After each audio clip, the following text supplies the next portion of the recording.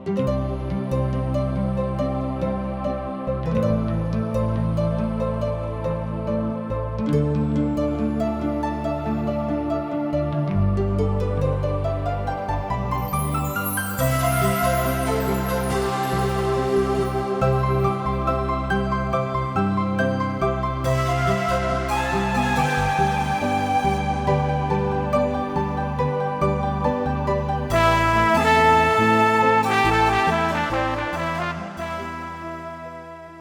जिंदगी हमके एक के बार मिलेला। जिंदगी बहुते अनमोल हवे। अगर ए जिंदगी के जैसन जिए के चाही वैसे ही नइखी जियत त जिंदगी नीरस हो जाई। यही खातिर TWR इंडिया जिंदगी के राह कार्यक्रम प्रस्तुत करता कि आपके परमेश्वर के रास्ता में आगे बढ़े में मदद कर सके और आप सब मस्त जिंदगी जी सकें। कृपा करके देखी सुनी जना से परमेश्वर आपकी जिंदगी का रास्ता बतावे वाला ठहरस।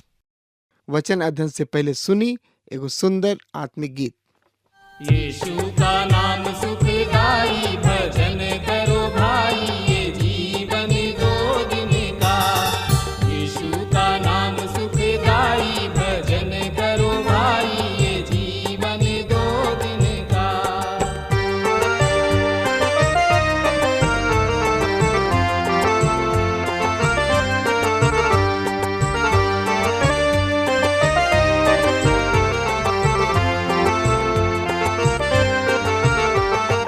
ई जिंदगी जैसे बहे बहरिया, ई जिंदगी जैसे बहे बहरिया, ई नहीं माँ उड़ी जाई, भजन करो भाई, ये जीवन दो दिन का।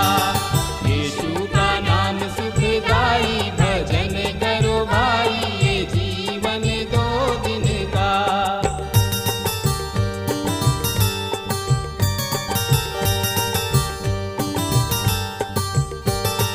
ई जिंदगी पर गर्व न करना, ई जिंदगी पर गर्व न करना, छाया समान ढली जाई, भजन करो भाई, ये जीवन दो दिन का। यीशु का नाम सुखदाई, भजन करो भाई, ये जीवन दो दिन का। ए अध्याय के शीर्षक है महायाजक के परिभाषा। ए अध्याय में भी प्रभु यीशु मसीह हमनी के याजक के विषय के समावेश हमें। शुरू के 10 पद में महायाजक के परिभाषा है। प्रभु यीशु मसीह के 3 तरीके जिम्मेदारी के रूप में देखावल गइल बा: भविष्यवक्ता, याजक और राजा। ऊ परमेश्वर के अंतिम मनुष्य के खातिर वचन है। परमेश्वर जवन कुछ भी कहे चाहत रहन ऊ प्रभु यीशु मसीह में होके कहले। अब ऊ परमेश्वर के वचन है। ऊ अब नया पीढ़ी सबके खातिर याजक हमें। भविष्य में ऊ राजा बन के एह पृथ्वी पर अइले। इस समय ऊ हमनी के सबसे बड़ महायाजक हमें। जौना तरी से कि हारून एगो महान याजक रहन और अब हर एगो विश्वासी एगो महायाजक है। जौना तरी से लेवी गोत्र के लोग याजक रहन, हमनी के परमेश्वर के बलिदान एगो याजक के रूप में चढ़ा सकतानी जा। स्तुति एगो याजक के बलिदान है। का आज रुआ स्तुति कइले बानी? हमनियों के अपन हाथ उठा के परमेश्वर के स्तुति, प्रशंसा, धन्यवाद करे के चाही। एगो विश्वासी अपना जिंदगी के खातिर धन्यवाद कर सकता। जिंदगी में आत्मिक फल के खातिर उनकर स्तुति, प्रशंसा, बड़ाई कर सकतानी। एगो विश्वासी अपना जिंदगी के बहुत सब बात के खातिर परमेश्वर के धन्यवाद कर सकता। और ये प्रार्थना एगो विश्वासी के काम है। अपन पद और सौभाग्य के पहचाने खातिर हमनी के हर एगो तरीका के हथियार के इस्तेमाल करे के चाही जौन की प्रभु यीशु मसीह के ओर से होखे। हमनी के प्रार्थना के द्वारा दो तरीके पहुंच के देख सकतानी जा। पहिल का ह भावनात्मक पहुंच और दूसर का ह धार्मिक पहुंच। ये दोनों तरीके पहुंच आत्मिक आराधना ना ह। हमने के केवल आराधना साधारण रूप से परमेश्वर के पास आवे के बा और हर तरीके मिशनरी सिद्धांत से दूर रहे के बा, ओकरा पर जीत हासिल करे के बा। तो एकरा बारे में जाने बूझे समझे सोचे विचारे खातिर आपन पुत्र शास्त्र बाइबल निकाल ली हाँ। तो ओहमे देखी इब्रानी के पत्री 5 अध्याय के 1 पद एह तरी से बता रहल बा। हर एगो महायाजक मनुष्य में से लिहल जाला और मनुष्य सब के पक्ष में परमेश्वर से संबंधित कार्य सब के खातिर नियुक्त कइल जाला कि पाप के खातिर भेंट तथा बलिदान दोनों चढ़ावल करे। ओ बात के विषय में जौन की परमेश्वर से संबंध राखेले ठहरावल जाला कि भेंट और पाप बलि चढ़ावल करे। इ पद हमनी के याजक की परिभाषा देला। उ मनुष्य सब के बीच से निकलल होखे के चाही। एकर मतलब उ मनुष्य होखे के चाही। उ एगो प्रतिनिधि होखे के चाही। उ परमेश्वर की ओर से मनुष्य सब के खातिर अभिषिक्त होखे के चाही, काहे कि उ परमेश्वर किने झाले ऐसे उ अंगीकार जोग होखे के चाही। ऐसे याजक के मतलब पहल का है उ मनुष्य सब के बीच से चुनल होखे के चाही, यानी कि परमेश्वर के बुलावल। दूसर कहा मनुष्य सब के खातिर अभिषिक्त होखे के चाही। तीसर कहा मनुष्य के खातिर परमेश्वर कीने जाले। हाँ, यहाँ पर हमनी के भविष्यवक्ता और याजक के बीच में एगो लाइन खींचे के जरूरी बा, यानी कि चिन्ह खींचे के जरूरी बा। एगो याजक मनुष्य परमेश्वर कीने जाले। उ परमेश्वर के सामने मनुष्य सब के प्रतिनिधित्व करले और एगो भविष्यवक्ता परमेश्वर के संदेश लेके मनुष्य के पास पहुंचावेले। ऐसे पुराना नियम में एगो याजक ई ना बता सकत रहन कि परमेश्वर मनुष्य का कह रहल बने। भविष्यवक्ता कह सकत रहन। इहे भविष्यवक्ता सबके सेवकाई रहे। याजक के सेवकाई परमेश्वर के सामने मनुष्य सबके प्रतिनिधित्व करले। वर्तमान समय में केवल प्रभु यीशु मसीह ही हमनी के याजक हमें। उहे हमनी के परमेश्वर के सामने प्रतिनिधित्व करले।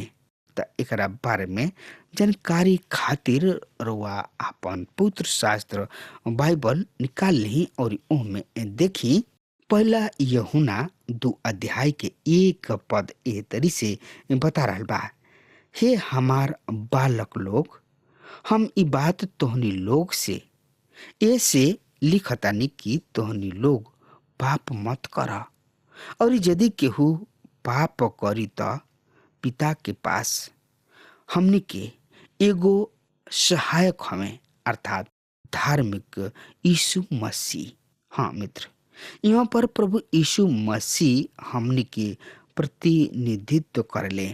जब हमनी के दुश्मन शैतान परमेश्वर के सामने हमनी के दोषी ठहरावेला त ओ समय प्रभु यीशु मसीह हमनी के प्रतिनिधित्व करले, छुड़ावेले, छुटकारा देले।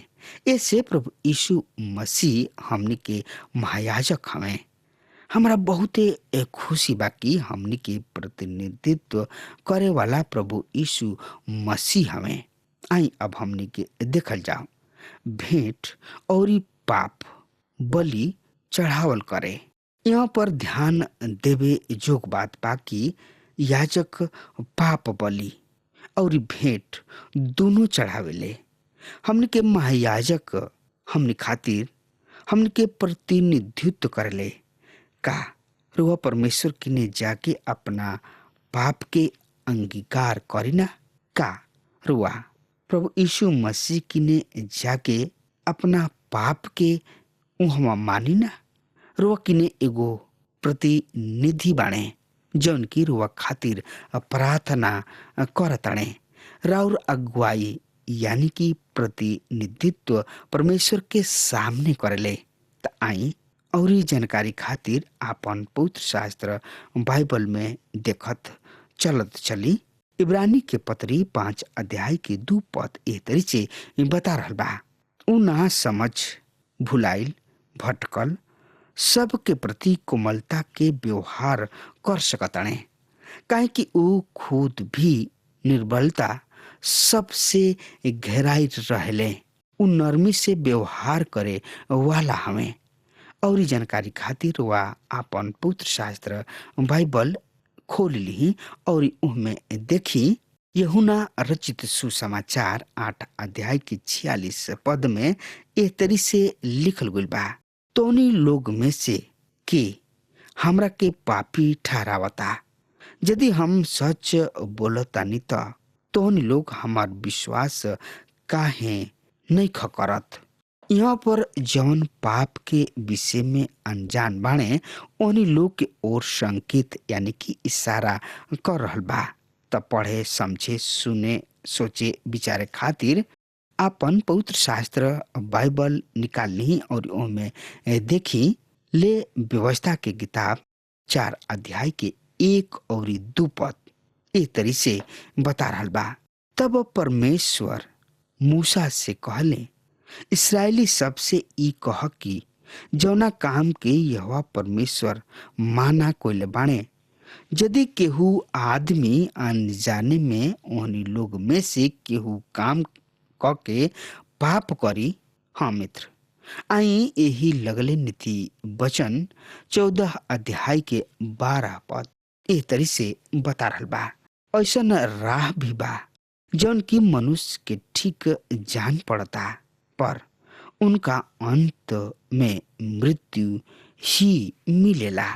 लगले हमन के पढ़ लिया जाओ असाया नबी की किताब 53 अध्याय के 6 पद। हमन के तो सब के सब भेड़ सबके समान भटक गोल रह जा। हमनी में से हर एगो आपन आपन राह लिहले, पर यह परमेश्वर हम सबनी के अधर्म के बोझ उनके पर लाद दिहले। हाँ मित्र, प्रभु यीशु मसीह हमनी के कमजोरी के जाना ताणे।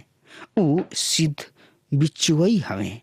जब हमनी के गिर जाई न जा तो अपना से उठ नहीं जा सकत, उ हमनी के उठावेलन। पहला यूहन्ना 1 अध्याय के 9 पद एह तरी से बता रहल बा। यदि हमनी के अपना पाप के मान नहीं जा तो उ हमनी के पाप के क्षमा करी हैं और हमनी के सब अधर्म से शुद्ध करे में विश्वास जोग और धर्मी हमें। हाँ मित्र, ई एगो बढ़िया बात बा कि हमनी किने एगो बहुते बड़ महायाजक बने। इब्रानी के पत्री 5 अध्याय के 3 पद में लिखल बा, यही से उनका के चाहे कि जैसे और लोगन के खातिर ओसे ही अपनो खातिर बलिदान चढ़ावे के पड़ेला। हाँ मित्र, ओ प्रायश्चित के दिन के याद करी जब हारून अपना खुद के पाप के खातिर पवित्र जगह पर बलिदान चढ़ौले। उनका पहले अपना पाप के समस्या के समाधान करे के रहे, एकरा बाद उ लोगन के प्रतिनिधित्व कर सकत रहन। लेकिन प्रभु यीशु मसीह के जिंदगी में पाप ना रहे, नामो निशान ना रहे पाप के। उनका अपना खुद के खातिर भेंट चढ़ावे के जरूरी ना रहे, उ हमरा और रोवा खातिर भेंट चढ़ौले। इब्रानी के पत्री 5 अध्याय के 4 पद में लिखल बा, और ई इज्जत के पद केहू के अपना आप से ना मिलेला, बाकी हारून ऐसन परमेश्वर की ओर से ठहरावल ना जाओ। जैसे हम पहले देख चुकल बानी कि प्रभु यीशु मसीह याजक रहन, काहे कि ऊ परमेश्वर के ग्रहण जोग रहन। त और ज्यादा से ज्यादा जानकारी खातिर रुआ आपन पवित्र शास्त्र बाइबल खोल ले रही और ओहमे देखत चलत चली इब्रानी के पत्री 5 अध्याय के 5 पद के हम रुआ सामने पढ़े जा रहा बानी। ओसही मसीह भी महापुरोहित बन के बड़ाई अपना ओर से ना लिहले, बाकी उनका के परमेश्वर दिहले, जे उनका से कहले रहले, तू हमार लइका बाड़ा, आज हम तोहरा पिता बन गइल बानी। यहाँ पर हम एगो बात साफ तथा स्पष्ट क देवे चाहतानी कि यहाँ पर बेटा के मतलब बेतलहम में मसीह के जन्म से एकदम नहीं खे। एकर संबंध रिश्ता ओ जगह से बा जहाँ पर क्रूसित होखला के बाद प्रभु यीशु मसीह के दफनावल गइल रहे। वहाँ पर ऊ मृतक सब में से जी उठले। जब वो स्वर्ग में उठा लिहल गोलन त उनकर महायाजकीय काम शुरू भइल। यही अध्याय के 6 पद एह तरी से बता रहल बा। यही तरी परमेश्वर दूसरा जगह पर भी कहले बाणे, तू मेल्किसिदेक के तरीका पर जुग जुग ले महापुरोहित रहबा। एगो बात यहाँ पर याद रखे के जरूरी बा कि मसीह पुत्र हमें और हारून केवल दास हमें, यानी कि सेवक हमें। तू मेल्किसेदक के रीति पर सदा के खातिर याजक हमें।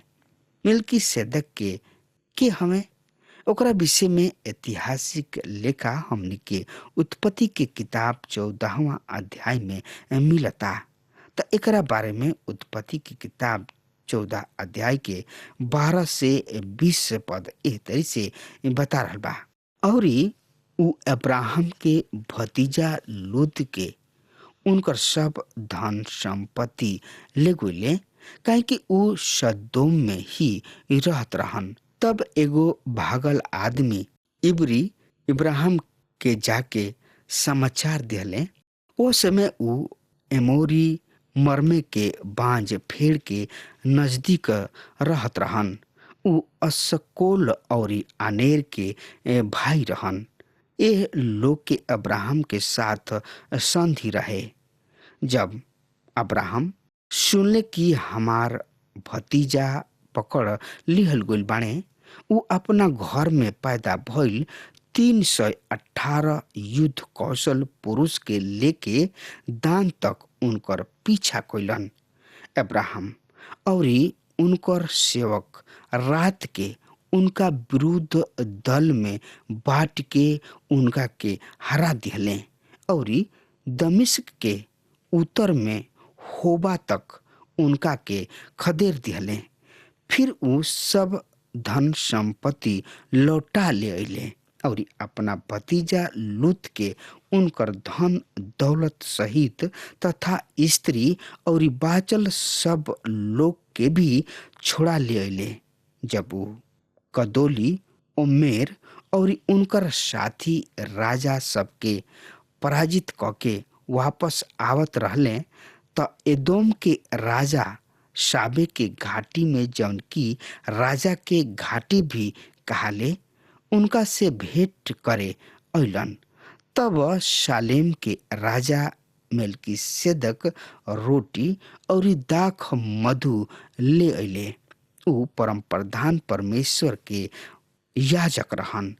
तब ऊ उनका के ई आशीर्वाद दिले, स्वर्ग और पृथ्वी के सृष्टिकर्ता परम प्रधान परमेश्वर के ओर से अब्राहम धन्य होखस। परम प्रधान परमेश्वर भी धन्य हमें, जौन की तोहरा शत्रु सबके तोहरा बस में क दिहले। फिर अब्राहम उनका के सब वस्तु के 10वां अंश दिहले। भजन 110 अध्याय के 4 पद में लिखल बा, यहोवा परमेश्वर शपथ खैले बाणे और ऊ ओकरा से ना बदली है। तू मिल्की सिदक के रीति पर युगान युग याचक हवा। आई यही लगले पढ़ लिहल जाओ। प्रकाशित वाक्य किताब 1 अध्याय के 8 पद में लिखल बा, प्रभु परमेश्वर जवन हमें जवन रहन जवन की आवे वाला बाणे और जवन की सर्वशक्ति मान हमें ई कहताणे, हम ही अल्फा और ओमेगा हैं, यानी कि आदि और अंत हम ही हैं, यानी कि शुरू और आखिरी हम ही हैं। प्रभु यीशु मसीह महान हमें, उनका से बढ़ के केहू नहीं कि हमने के ओकर स्तुति, ओकर प्रशंसा, ओकर बड़ाई करी जा। काहे कि प्रभु यीशु मसीह ही मार्ग, सत्य और जिंदगी हमें। उनका बेगर केहू स्वर्ग में प्रवेश नहीं कर सकत। अब हमार समय खत्म हो रहा बा, तब तक खातिर वह हमारा के आज्ञा दी। परमेश्वर वह के बहुते बहुते आशीष देस। आमीन। हमके विश्वास बा कि ई कार्यक्रम आप सब खातिर फायदेमंद सिद्ध भइल हुई। हम चाहतनी कि आप सब अपन अपन आशीष हमरों से बांटी। अगर आप सब के लगे बाइबल से चाहे आपकी निजी जिंदगी से कोनो सवाल होके, चाहे कोनो समस्या खातिर प्रार्थना करावे चाहतनी, तो हमारी फोन नंबर पर जरूर संपर्क करें। परमेश्वर आप सबके बहुत आशीष प्रदान करें और आज का दिन आप खातिर सुखद बनावे।